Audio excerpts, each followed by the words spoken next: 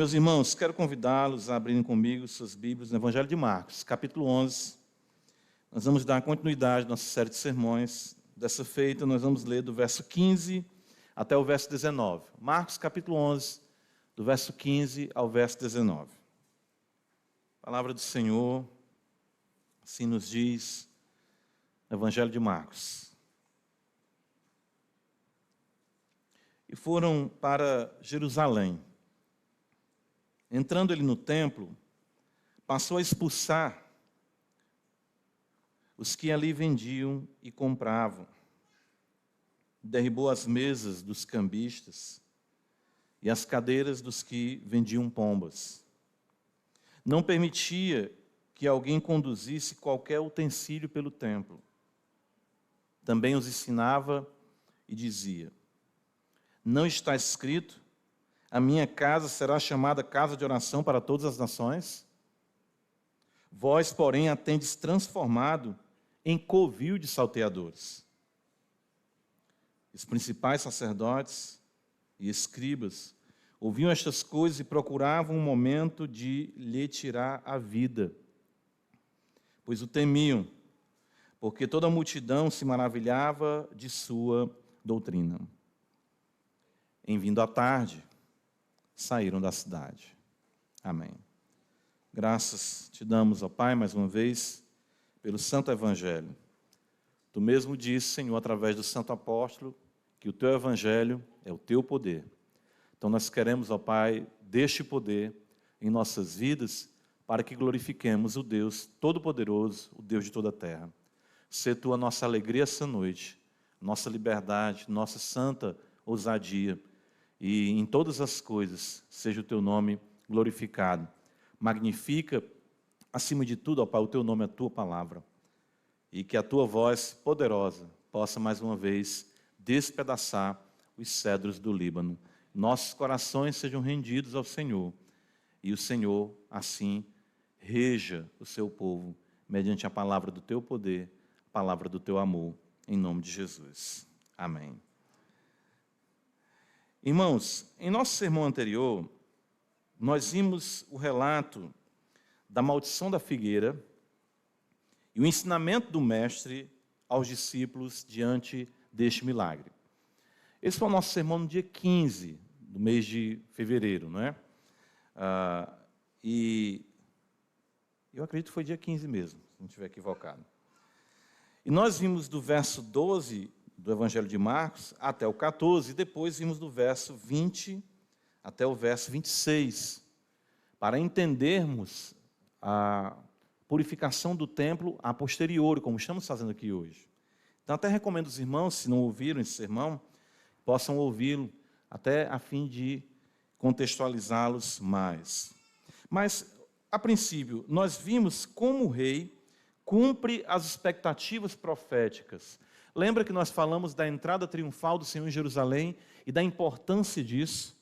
Ou seja, ele veio para cumprir a profecia, para selar a visão. Como disse o profeta Zacarias: eis que vem o teu rei, montado em jumentinho, manso e humilde, selando a visão, cumprindo a profecia, colocando termo ao pecado. A semana que se inicia, conhecida como a Semana da Paixão de Cristo, ela de fato desencadeia os fatos, vamos dizer assim, que culminarão no fato maior da sua crucificação para a redenção dos seus eleitos e, claro, a sua ressurreição. Então, a importância da entrada triunfal é realmente singular. Todos os evangelistas registram esse momento, como nós assim percebemos. Cristo não veio cumprir meramente expectativas nacionalistas, essas bem fundamentadas, fomentadas no coração da nação judaica. Ele veio para denunciar a religião de aparência. E isso nós vimos constatada na maldição da figueira. Quando Cristo chega na figueira, no verso 12 ao 14, ele espera ter fruto ali, porque a figueira, quando ela aparece as suas folhas, é porque ela já produziu os frutos. Então, quando nós lemos o texto, não era tempo de figos, isso ainda é mais chocante, porque se ela encheu a sua copa, era de se esperar naquele contexto que ela tivesse frutos. Então, isso é, de fato, um quadro da realidade de Israel, da realidade dos judeus e da adoração que ali estava sendo perpetrada. Ou seja, nós vemos aparência sem frutos. Eles eram o povo de Deus, sim. Eles estavam ali destacados diante de todas as nações, mas não tinham os frutos, e os frutos de arrependimento.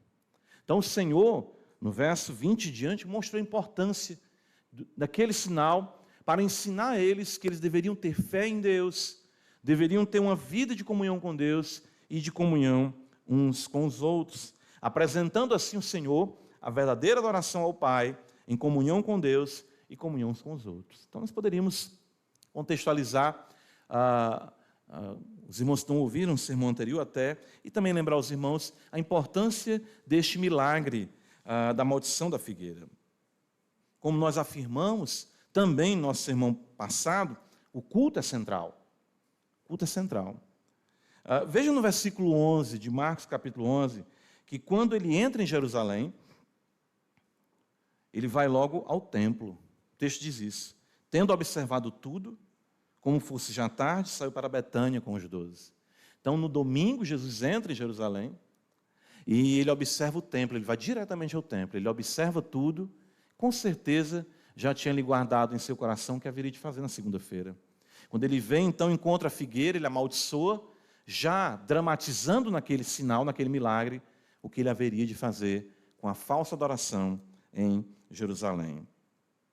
Então, o culto é central, e dessa forma, a reforma verdadeira sempre se dá pela restauração, pela purificação do culto para a glória de Deus. Todas as vezes que Deus quer abençoar um povo, o Senhor restaura e purifica o culto. Muito importante nós considerarmos isso. A primeira coisa que Deus faz quando traz o povo de volta da Babilônia, os cativos, é o que? Esdras restaurando o templo. Sempre assim. Sempre dessa forma. Vemos os nossos pais mesmo no Éden.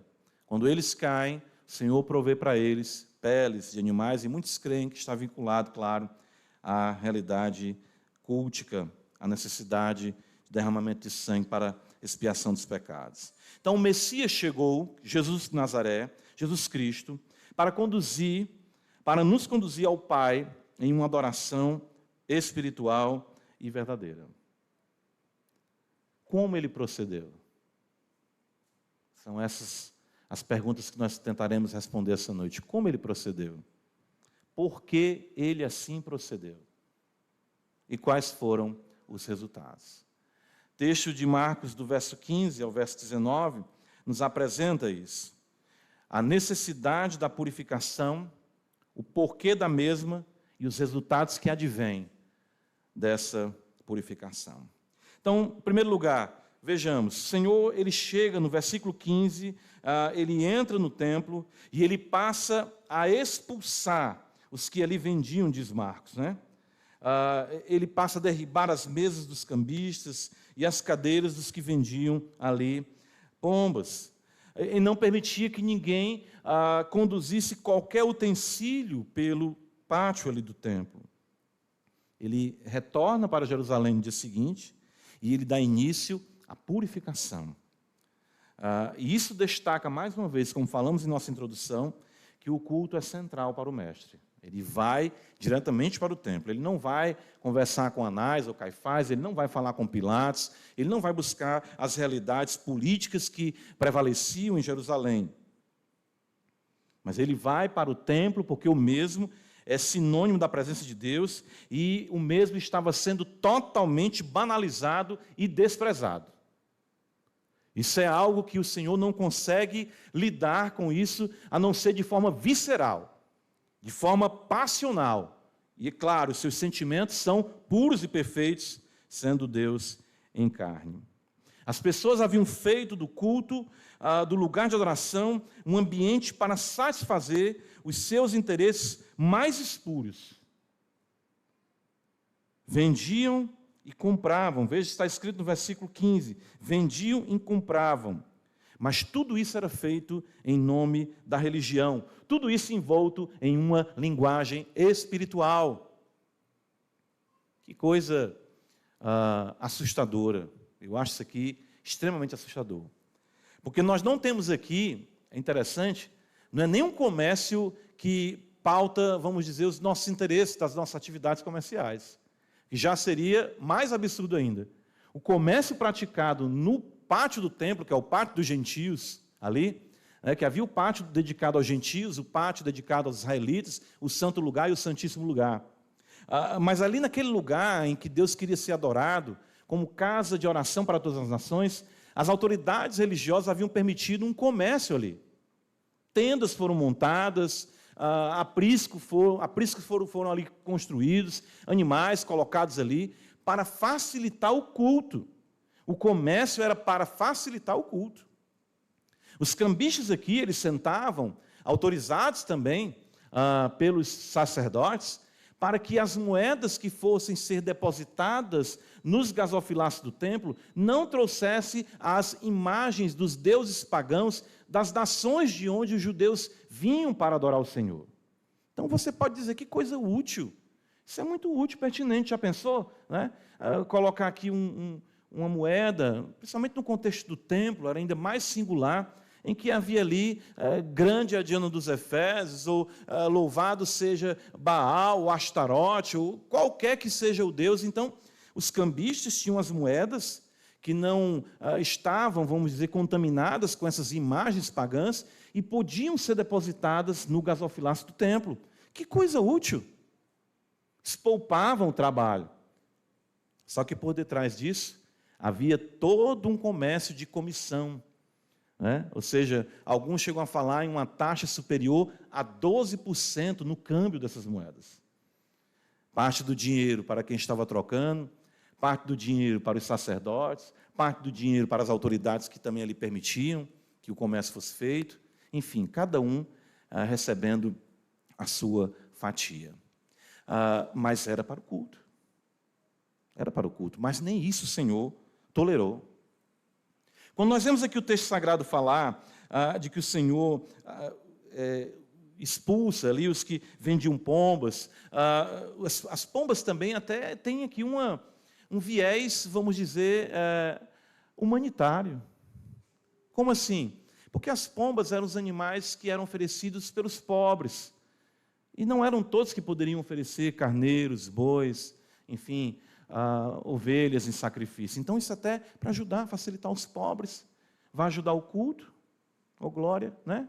E também abençoar os irmãozinhos que têm poucos recursos. E essas pombas que já estavam ali, no pórtico ali dos gentios, aliás, no átrio dos gentios, já haviam sido aprovadas pelos sacerdotes.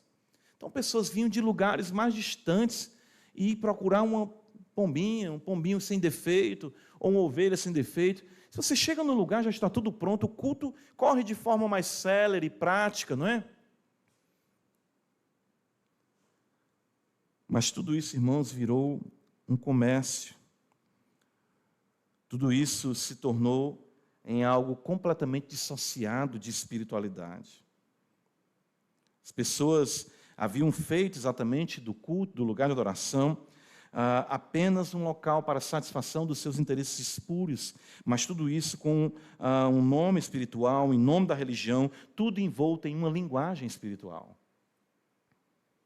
Perderam completamente a percepção do sagrado e perderam completamente a noção do objetivo do culto e da adoração ao Senhor. É interessante que ainda no versículo 15, veja, no versículo 16, melhor dizendo, Jesus não permitia que alguém conduzisse qualquer utensílio pelo templo. Marcos é o único que registra isso, porque o átrio dos gentios era a parte mais externa do templo, e isso dava acesso através de pórticos distintos, portas distintas, a atalhos. Não é? Então, tinha gente que passava por ali e não era nem para cultuar. Então, às vezes, de repente, não tem aqui um atalho, aqui você pode, de repente, tem a porta central, mas você pode ir por aqui, né? Às vezes, alguns irmãos na chuva vão pela porta que está aqui atrás, enfim, aqui do púlpito. Então, algumas pessoas dizem, não vou nem para o culto não, mas eu estou precisando naquela região da cidade, e se eu for por dentro do templo, eu economizo 15, 20 minutos.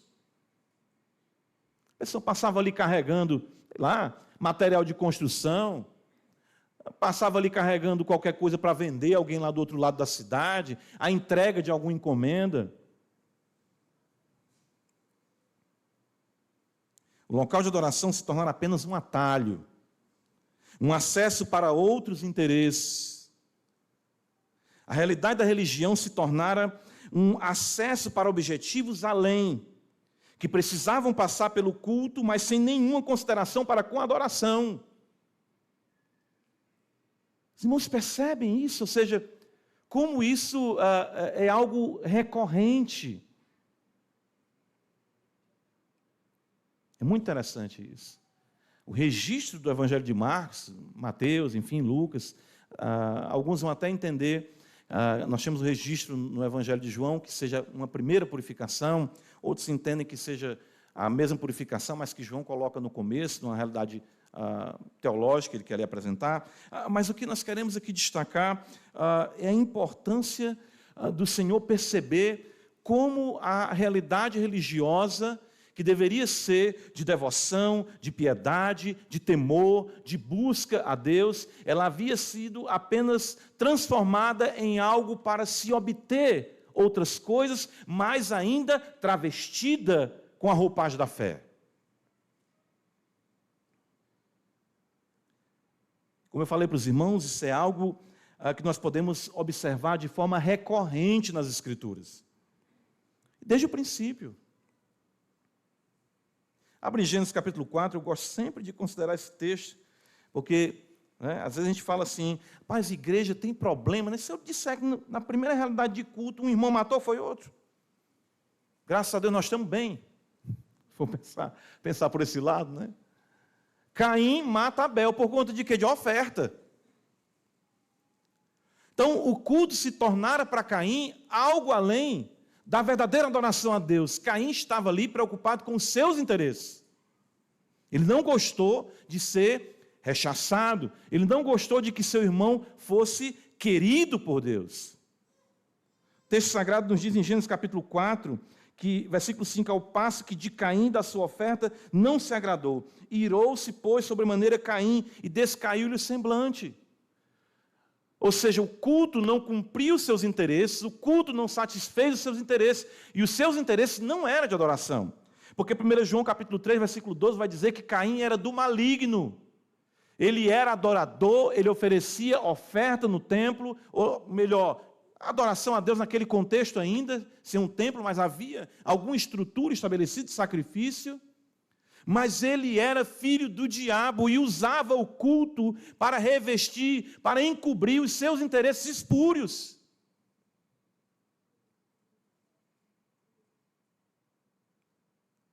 Ele não considerou a devoção, mas ele queria o culto para a autoafirmação. Interessante isso, né? Nós vemos as maiores brigas e problemas na igreja com essa questão de ego. Isso está estabelecido desde o Éden por conta do pecado. Nós queremos nos autoafirmar e queremos prevalecer e muitas vezes queremos utilizar a igreja ou a realidade eclesiástica para a autoafirmação e isso é maligno. Culto deve ser para a percepção, contemplação, adoração, a majestade de Deus diante dos nossos olhos, a percepção de que somos pecadores. Como é que alguém iria perceber esse pecador com alguém passando e dizendo, olha aí, moeda sendo trocada, quem quiser comprar aqui um casal de ovelha, está na promoção, pague 3, leve 2, e tudo para a glória de Deus, amém, recebe a tua vitória.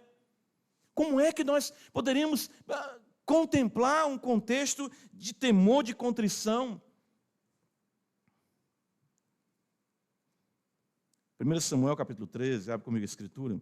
Eu poderia selecionar muitos textos, mas no momento de meditação, pontuei esses dois aqui no Antigo Testamento, e é muito interessante.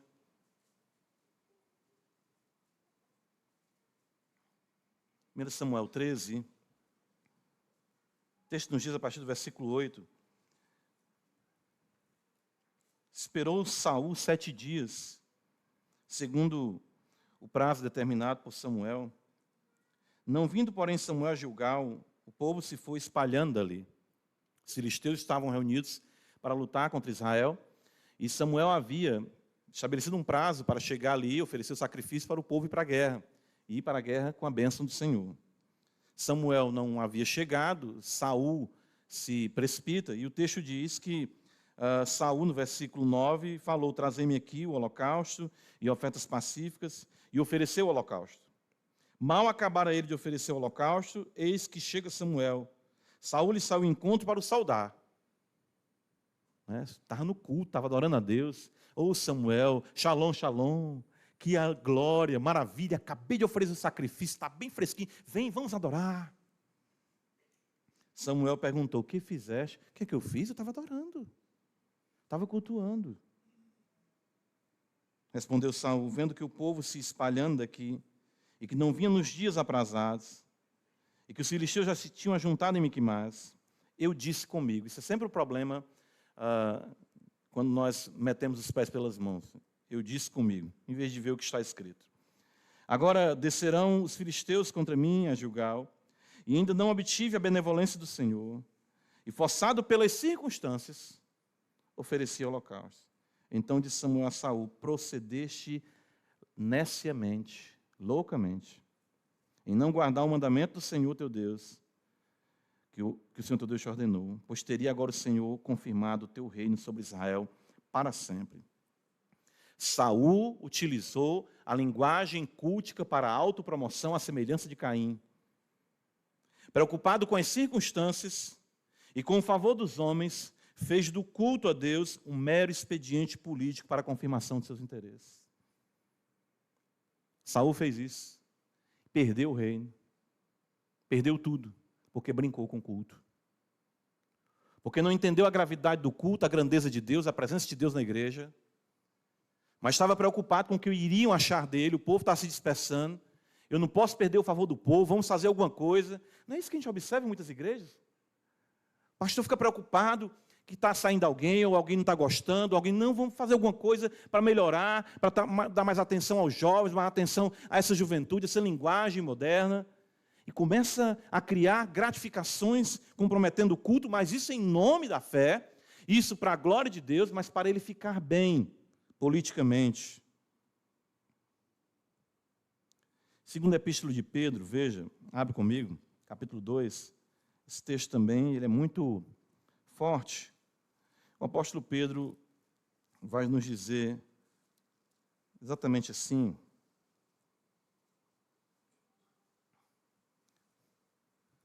Assim, 2 Pedro 2, assim como no meio do povo surgiram falsos profetas, assim também haverá entre vós falsos mestres, os quais introduzirão dissimuladamente heresias destruidoras, até o ponto de renegarem o soberano Senhor que os resgatou, trazendo sobre si mesmos repentina destruição. E muitos seguirão as suas práticas libertinas, e por causa deles será infamado o caminho da verdade. Também movidos pelo que, irmãos? Por avareza. Farão o quê? Comércio de vós. Com palavras fictícias, diz o autor sagrado, para eles o juízo lavrado há algum tempo não tarda, e a sua destruição não dorme. O apóstolo Pedro fala aqui de forma incisiva acerca dos falsos mestres, mas eles são mestres na igreja, que fariam da igreja uma oportunidade de lucro, vendo os fiéis como massa de manobra na busca por dinheiro. Eu pergunto se os nossos dias nós não vivemos a mesma realidade. Grandes homens, grandes nomes, grandes vultos, pessoas até mesmo benquistas por nós, mas que não conseguem mais viver sem ganhar dinheiro com cursos, com sites, com livros, com likes, né? Eu fico assim, meu Deus, o que está acontecendo? As pessoas acham que isso é algo, simplesmente se alguém passar aqui vendendo, né, um isopor com um din-din aqui dentro. Claro que isso já é um absurdo, mas em nome da fé, para ajudar as pessoas, o ensino teológico, facilitar a vida das pessoas. Às vezes eu vejo isso na internet e eu fico chocado como as pessoas não conseguem enxergar isso. As pessoas começam, né, uma transmissão, acompanho isso, às vezes eu estou fazendo alguma atividade física, estou ouvindo, aí a pessoa diz assim, caminhamos até aqui agora, mas o restante desse ensino será para aqueles que estão matriculados, né, no meu curso. Se você quiser, coloque aí a palavra tal, que o pessoal vai lhe buscar aí para você. Em 12 prestações, né, baratinho, de R$19,90, você vai ter acesso a materiais incríveis para a sua vida. No que isso difere do que o Senhor constatou na adoração falsa em Jerusalém? No que isso difere? Quais são as motivações? O fato, irmãos, é que sempre foi essa a estratégia de Satanás, a corrupção e a banalização do culto. Porém, tudo isso é feito de maneira sutil e com linguagem religiosa. Marcos nos diz, versículo 15, que o Senhor entra ali e ele vê as pessoas vendendo e comprando, não somente as que vendiam, irmão, mas também as que compravam. E ele as expulsa dali, derriba as mesas, as cadeiras, as pessoas que estavam ali vendendo, os pombos, enfim, não permitir que ninguém conduzisse nada pelo culto. Aqui não pode ser um ambiente para a promoção dos nossos interesses, do meu interesse, do seu interesse, mas sim da glória de Deus. Israel tinha um templo magnífico, Israel tinha uma estrutura de culto magnífica, mas a glória de Deus já havia abandonado tudo aquilo ali, porque se tornara apenas um comércio. Quais são os nossos interesses na igreja? Será que não estamos fomentando o comércio na casa do Senhor? As vendas e as compras hoje, em nome da fé, não estão desvirtuando o propósito da adoração? Lembre, irmãos, o mestre expulsou não somente os que vendiam, mas também os que compravam. A gente fica, né, pensando nessas questões e achando que o culto é algo de só menos importância. Tenhamos cuidado com a linguagem humanista e utilitarista. A linguagem humanista é, mas isso é tão bom, isso é tão útil, isso é tão pertinente, isso é tão necessário. E utilitarista, isso é tão prático.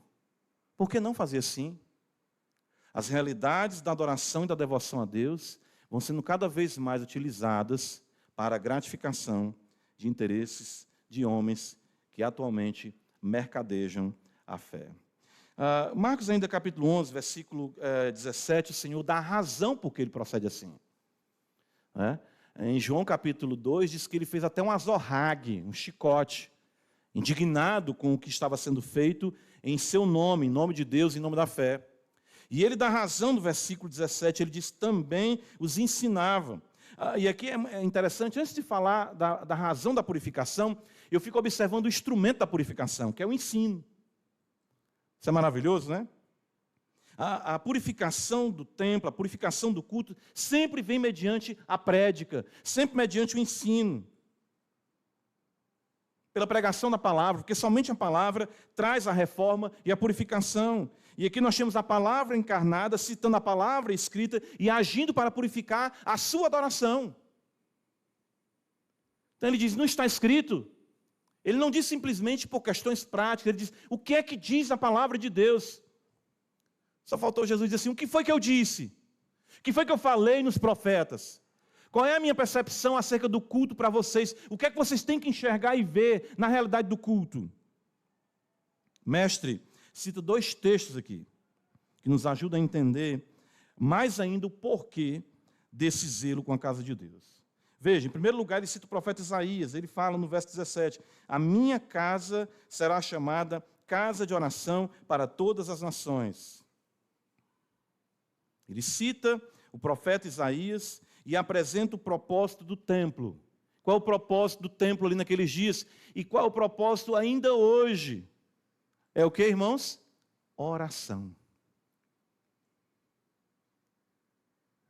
Por isso que acho interessante, tem uma igreja que tem um nome, né? Casa de oração, né? Vem lá, casa de oração, não sei se da igreja de Cristo. O nome eu acho interessante, porque realmente, o que é que nós buscamos aqui como crentes? Comunhão com Deus. Isso é mediante o quê? Oração. A minha casa será chamada casa de oração. Propósito da verdadeira religião, ou seja, comunhão com Deus, e isso para todas as nações. Isso está escrito no profeta Isaías. seja no Éden, seja no tabernáculo, seja no templo e hoje na igreja, como habitação de Deus. Esse foi, é e sempre será o propósito, a comunhão com o Pai em nosso Senhor Jesus Cristo, no poder do Espírito Santo. A corrupção do culto se dá quando os adoradores não conseguem mais verticalizar a sua religiosidade. Interessante isso, perceba. Perceba como essa linguagem hoje, né,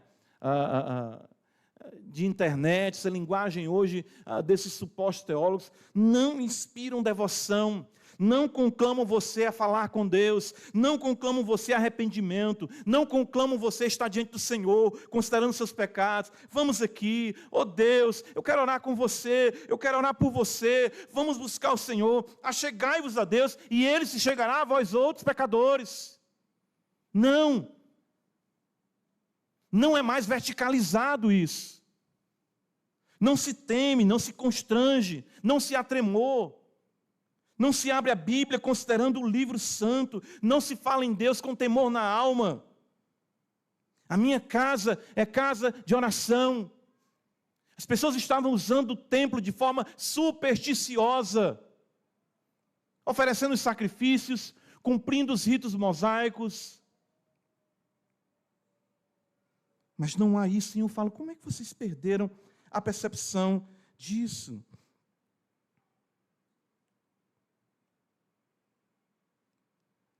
Tudo é feito em nome de Deus, mas sem uma relação autêntica e pessoal com Ele. As pessoas enchem a sua cabeça. Eu acho interessante isso. Eu considero, falo para os irmãos, os eurecas teológicos. Né? Você viu o livro que o camarada viu, a visão lá de fulano, rapaz, é totalmente diferente de tudo. Puxa, rapaz, diz que o livro do homem vai abalar as estruturas aí da doutrina reformada. Eita, é mesmo, sim, é. Rapaz, nem John Owen viu isso, viu não, isso eu estou com medo. O príncipe dos puritanos não viu isso. O mestre da sistemática, Calvino, não viu isso. Não estou dizendo que eles têm a visão plena. Os camaradas de hoje, meu Deus do céu. Em segundo lugar, veja, em Marcos 11, o Senhor cita o profeta Jeremias. Ele diz, vós, porém, a tendes transformado em covil de salteadores. E esse texto aqui é muito forte. Por quê? Em Jeremias, nós temos em Jeremias uma profecia que trazia ameaça de destruição do templo por conta desse mesmo tipo de comportamento de seus dias. Abre em Jeremias capítulo 7 comigo, veja só. Jeremias capítulo 7. Jesus está citando Isaías e Jeremias. E olha o que diz em Jeremias capítulo 7. Olha o que está escrito. Jeremias capítulo 7. Que graça e que ousadia da parte de Jeremias se colocar no templo e profetizar isso aqui. Olha o que está escrito em Jeremias capítulo 7. Ele fala, o Senhor fala para Jeremias, ponte à porta da casa do Senhor, verso 2. Proclama ali esta palavra. Ouvi a palavra do Senhor a todos de Judá, vós que entrais por estas portas, para adorardes ao Senhor. Assim diz o Senhor dos Exércitos, emendai os vossos caminhos e as vossas obras, eu vos farei habitar neste lugar. Não confieis em palavras falsas, dizendo, templo do Senhor, templo do Senhor, templo do Senhor é este. Eu pergunto para os irmãos, isso é falso? Ali não era o templo do Senhor? Mas a maneira como a pessoa utiliza é falsa. Como é que o diabo chega para Eva? É assim que Deus diz? Não comerás de nenhum fruto? Ali era sim o templo do Senhor, e de forma tripla ainda mais bela, santo, santo, santo, templo do Senhor, templo do Senhor, templo do Senhor. Sim, este é o templo do Senhor, mas vocês utilizam isso de forma supersticiosa. Mas se deveras emendardes os vossos caminhos e as vossas obras, se deveras praticardes a justiça, cada um com o seu próximo, se não oprimirdes o estrangeiro, e o órfão, a viúva, nem derramardes sangue inocente. Versículo 7, eu vos farei habitar neste lugar. Versículo 8, eis que vós confiais em palavras falsas, que para nada vos aproveitam. Que é isso? Furtais, matais, cometeis adultério, e jurais falsamente, tudo isso. Queimais incenso a Baal, andais após outros deuses que não conheceste, e depois vindes e vos pondes diante de mim nesta casa, que se chama pelo meu nome, está vendo? E dizeis, estamos salvos, sim, só para continuardes a praticar estas abominações? Vocês chegam aqui e acham que, porque estão no templo, estão no culto, vivem vidas completamente à margem da verdade, mas vieram para a igreja.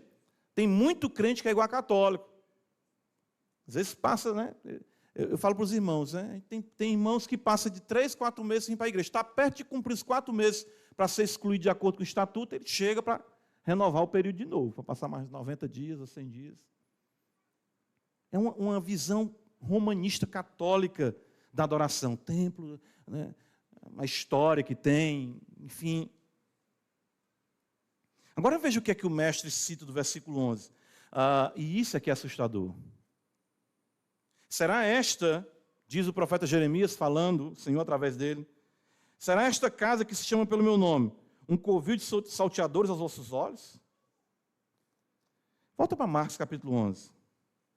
Percebam, no versículo 17, a minha casa não será chamada casa de oração para todas as nações? Jesus não coloca de forma interrogativa, ele afirma, vós a tendes transformado em covil de salteadores.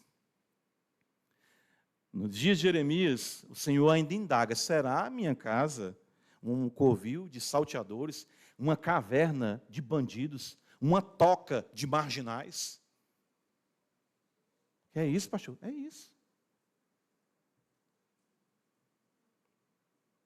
Jeremias coloca, indagando, o Senhor usa, mas o Senhor Jesus afirma que ali havia se tornado um antro de salteadores. Ou seja, irmãos, percebam aqui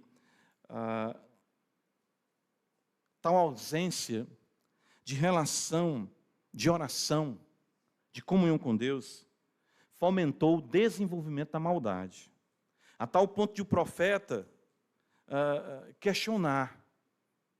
Mas nos dias de Jesus, nós vemos aqui que ele já afirma, e isso é o que é mais assustador, ou seja, o local de adoração havia se tornado uma caverna de ladrões, em que eles estocavam o fruto do seu roubo. E assim como se deu a destruição dos judeus naqueles dias pelos babilônios, Jeremias profetiza isso, assim se daria com o templo nos dias subsequentes pelos romanos. Não foi isso que aconteceu? O mestre, ele traz a purificação por saber ser necessária a comunhão em oração para a conservação da nossa alma, a fim de que a mesma não termine em juízo. Perceba a beleza que Cristo está dizendo, a minha casa é casa de oração, para que vocês não virem bandidos e isso traga juízo sobre vocês. É muito forte isso que o Senhor fala. O culto nos conserva a alma, para que não busquemos os nossos interesses, isso traga o quê? Juízo e miséria. A gente acha isso assustador, mas veja o que Deus fala para a igreja, Cristo fala para a igreja de Éfeso, se tu não te arrependeres, virei até ti e removerei o candeeiro, o teu candeeiro. A degeneração do culto traz a degeneração do adorador.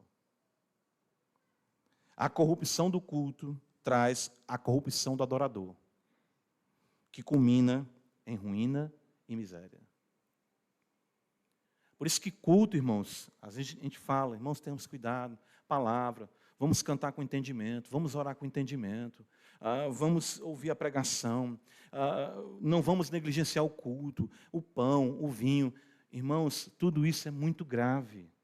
Tudo isso custou um alto preço, tudo isso é muito solene, tudo isso é muito precioso, porque isso são as instituições divinas que refletem o próprio caráter de Deus. O meu nome está neste lugar, o meu nome está sobre essas coisas. Vocês iriam transformar a casa que se chama pelo meu nome num covil de salteadores. Veja como tudo isso é muito belo. A Escritura fala, todo aquele que invocar o nome do Senhor será o quê? Pronto. A oração nos salva, e a oração que nos conserva. Invoquemos o Senhor. Nisso está a nossa vida, nisso está a conservação de nossa alma, nisso está a nossa salvação, nisso Ele é glorificado. Aqui é o lugar de oração, de comunhão, de adoração. Não deixemos, irmãos, que interesses espúrios tragam corrupção e miséria. Deus nos guarde disso, Deus nos ajude para que não venhamos incorrer nisso. Fazer da igreja apenas um expediente para os nossos interesses. Fazer do ajuntamento solene apenas um interesse para a nossa projeção, para fazer o nosso nome grande, para destaque, para like, para compartilhamento, para visualização. Não use as instituições divinas para o seu próprio interesse. Use no seu interesse, sim, de glorificar o Senhor e a sua alma ser conservada para a glória de Deus. Qual o resultado da purificação? Marcos 11, veja. Nós vimos que o Senhor, Ele purifica o templo. Nós vimos o porquê do Senhor faz isso e quais são os resultados. Nós também podemos observar no Evangelho de Marcos, ainda no capítulo 11. Veja o versículo número 18 e 19. O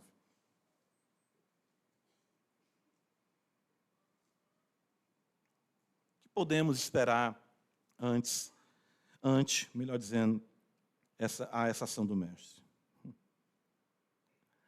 que é que os irmãos acham aqui? Né? Diga assim, que você lê o texto, você observa qual é a primeira reação quando Cristo quer purificar o culto. E quando Ele purifica o culto ali naquele momento. Versículo 18, os principais sacerdotes e escribas, os homens que estavam aí com 300 mil seguidores, né? Os homens que estavam aí no topo, os líderes da adoração, do sacerdócio, os homens, os escribas, eram como os teólogos da atualidade, entendiam de tudo. Os escribas sabiam quantas letras tinham no versículo. Quando eles veem Cristo com zelo, citando o profeta Isaías, citando o profeta Jeremias, tendo cuidado para não haver irreverência, o que é que eles fazem? Glória a Deus, amém, chegou o nosso reformador. Foi isso que aconteceu? Não, eles quiseram matar Jesus.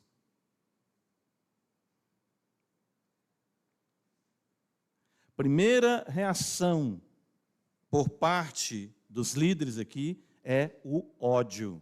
Porque, claro, o diabo fica furioso quando você quer proteger, preservar, purificar o culto.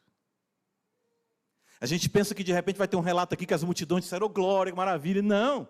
Por quê? Porque todo mundo estava ganhando o seu dinheirinho. Todo mundo estava ali em nome da fé, ganhando o seu, fazendo sua história. Qual é o problema com isso? Não, pastor, isso também é demais. Porcentagemzinha. Todo mundo não trabalha, é justo, é digno. Primeira coisa que atrai é o ódio. Todas as vezes que a gente quer dizer sola escritura, sola gratia, sola fide, solos Cristo, solo deu glória, o diabo se levanta. E ele não se levanta utilizando pessoas do mundo, que culto para o mundo não existe. Ele se levanta utilizando as próprias autoridades religiosas em nome da própria fé. Que coisa impressionante. Minha esposa aqui diz assim, quem persegue crente são os próprios crentes. É triste isso, né?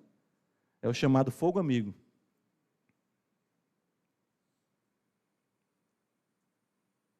Eles considerarem como matar o mestre. Pensa comigo aqui, ó, que coisa assustadora. Os sacerdotes, os homens da fé e devoção, juntamente com os escribas, os homens da Bíblia, se unem com o intuito de matar. Esmagar, aniquilar esse homem que está metendo a mão no nosso bolso. Porque o amor ao dinheiro, diz o apóstolo Paulo, é o que, irmãos? A raiz de todos os males. E o culto é vantajoso. Manipular uma massa, nós estamos aqui né? 300 pessoas ou mais. Seria muito fácil. Se eu agisse como falso profeta, sair daqui hoje tranquilamente com 10 mil reais, 20 mil reais. Só uma noite. Não era não? Irmãos, Deus me deu aqui um... Se cada irmão aqui fizer um pix agora, olha aí, de 10 reais. De 10 reais, faça isso para a igreja. Não é meu nome não, está até no nome da igreja. Sua vida vai mudar, isso é um ato de fé. Mas essas são as realidades mais esdrúxulas. Mas essas que são feitas, que convencionalmente se passou a ser legítima no nosso meio. Da venda da palavra de Deus online. Recentemente o irmão mandou para mim uma foto de um pastor dizendo, se você quiser ler a Bíblia como você nunca leu, e sentir o Senhor Jesus Cristo como você nunca sentiu, aprender comigo da palavra de Deus, se inscreva no meu curso. Meu Deus, vamos estar mais potente que o Espírito Santo. E ele ainda aceita cartão. Porque dinheiro nós não temos, não, mas cartão, né? É com a gente mesmo, né?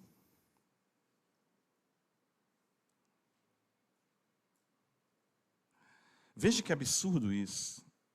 Nós não podemos, irmãos, esperar resultado diferente uma vez que todo o sistema apoiado e patrocinado, desenvolvido por eles, foi desmascarado. Quando nós falamos isso, quando nós pregamos isso, quando nós ensinamos isso, a primeira reação é ódio. O desejo que as pessoas têm é de esmagar, matar, acabar. Em segundo lugar, veja, nós temos ainda no versículo 18 a admiração da multidão. Está escrito assim, que eles temiam, os sumos sacerdotes, escribas, porque toda a multidão se maravilhava de sua doutrina. E no versículo 19 diz que, em vindo à tarde, saíram da cidade. Interessante isso. Toda a ação do mestre visava, claro, conduzir a palavra. Ele começa citando a palavra, ele começa dizendo, ensinando em Isaías, ensinando em Jeremias. E, claro, ele queria chamar a atenção para a doutrina. Porém, mesmo aqui nós temos que ter cautela, pois o relato finda aqui destacando um desfecho sem muito impacto. Provavelmente as práticas, os vendilhões retornaram no dia seguinte. E o texto diz isso para nós, ele vai embora à tarde, ele volta ali, ele sai de Betânia e as coisas retomam aquilo ali. Porque as pessoas querem continuar na prática dos seus interesses, mesmo achando a doutrina interessante. Alguns até dizem, rapaz, um homem tem coragem, um homem tem força, um homem tem ousadia. Mas nós sabemos que as coisas continuaram do mesmo jeito. Ou seja, a admiração nem sempre se traduz em arrependimento. Então, tem muitas pessoas que se admiram, né? O fato é que todas as vezes que prezarmos pela pureza do culto, isso redundará em oposição e admiração. Porém, nós temos que ter o cuidado e buscar no Senhor o resultado da transformação da vida em contrição e arrependimento. Porque os próprios discípulos, diz o texto sagrado do Evangelho de João, capítulo 2, que eles entenderam lá na frente que Cristo estava citando também os Salmos, quando diz, o zelo da tua casa me consumirá.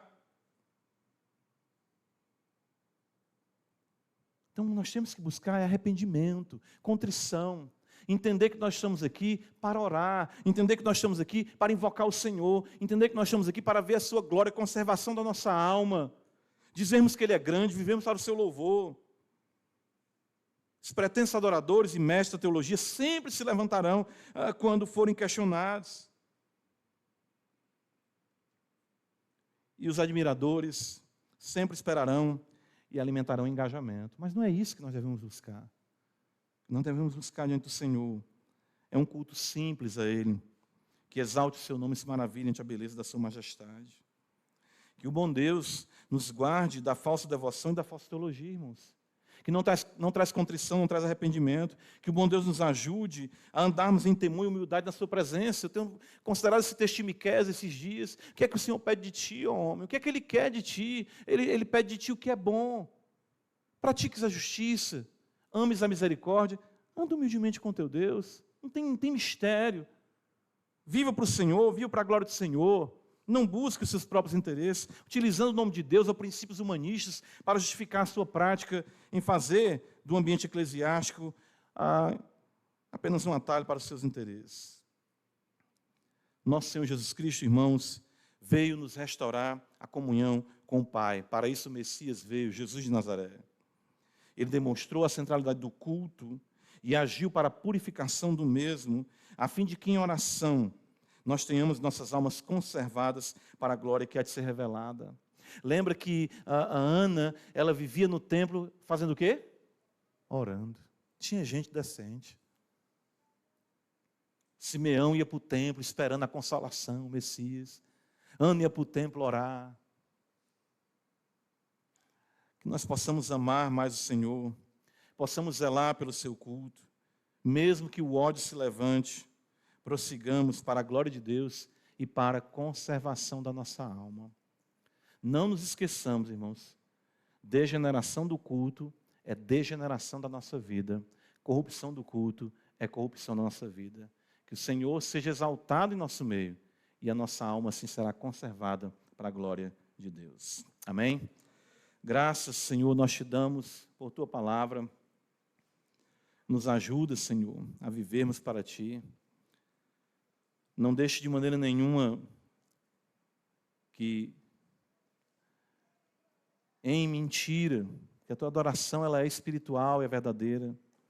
Não deixe de maneira nenhuma para acharmos um culto ausentes da verdade, mas possamos estar aqui com o intuito de dizer que o Senhor é bom, que o Senhor nos salvou, de que a igreja continue sendo esse ambiente sublime, em que a beleza de Cristo é exaltada, os nossos pecados revelados, a contrição exercitada, o arrependimento, sim, buscado. Guarda-nos, Senhor, da avareza, guarda-nos, Senhor, da glória, do destaque, guarda-nos, Senhor, de querermos ser alguma coisa. Como disse João Batista, o que importa é que ele cresça e que eu diminua. Assim seja conosco, assim seja na adoração que prestamos a Ti, aqui na igreja de Parquelândia, e claro, o Teu povo em toda a face da terra. Que seja agradável a Ti, Senhor, o nosso culto, que seja agradável a Ti, Senhor, as nossas orações, e assim o Teu nome seja magnificado, em nome de Jesus. Amém.